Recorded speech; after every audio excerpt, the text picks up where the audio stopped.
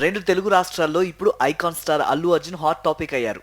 ఆయన నటించిన Pushpa 2 cinema premiere show రోజున ఎటువంటి సమాచారం లేకుండా సంధ్యా థియేటర్ దగ్గరికి వెళ్లడంతో అక్కడ భారీ తొక్కిసలాట జరిగిన విషయం తెలిసిందే.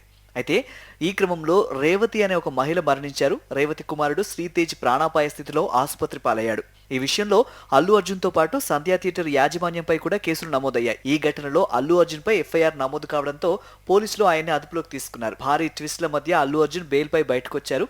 థియేటర్ దగ్గర జరిగిన తొక్కిసలాట్లో మహిళ మరణించిన ఘటనను కాంగ్రెస్ ప్రభుత్వం సీరియస్ గా తీసుకుంది. సీఎం రేవంత్ రెడ్డి అసెంబ్లీ సాక్షిగా హీరో అల్లు అర్జున్ తో పాటు ఇండస్ట్రీ పెద్దలపై విమర్శలు కూడా గుప్పించారు. తాను సీఎంగా ఉన్న సమయంలో ఇక మీదట ప్రీమియర్స్ కి గానీ లేకపోతే టికెట్ల రేట్ల పెంపు అనేది అసలు ఉండదు అని సీఎం రేవంత్ రెడ్డి అసెంబ్లీ సాక్షిగా చెప్పారు.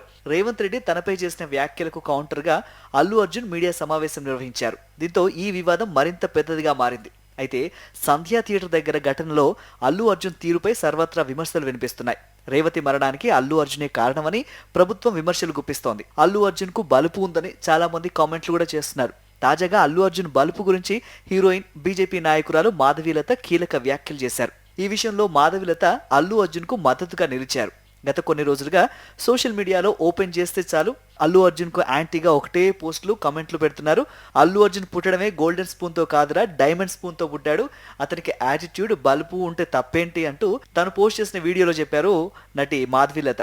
అల్లు అర్జున్ పై మరో నటి శ్రీసుధ తనదైన శైలిలో స్పందించారు. ఆవిడ అల్లు అర్జున్ లో టాలెంట్ ఉన్నప్పుడు బలుపు ఉన్నా తప్పులేదని క్యాప్షన్ పెట్టి తగ్గేదేలే అని అల్లు అర్జున్ మేనరిజం ను షేర్ చేసింది. ప్రస్తుతం ఈ పోస్ట్ నెట్టింట్లో వైరల్ గా మారింది.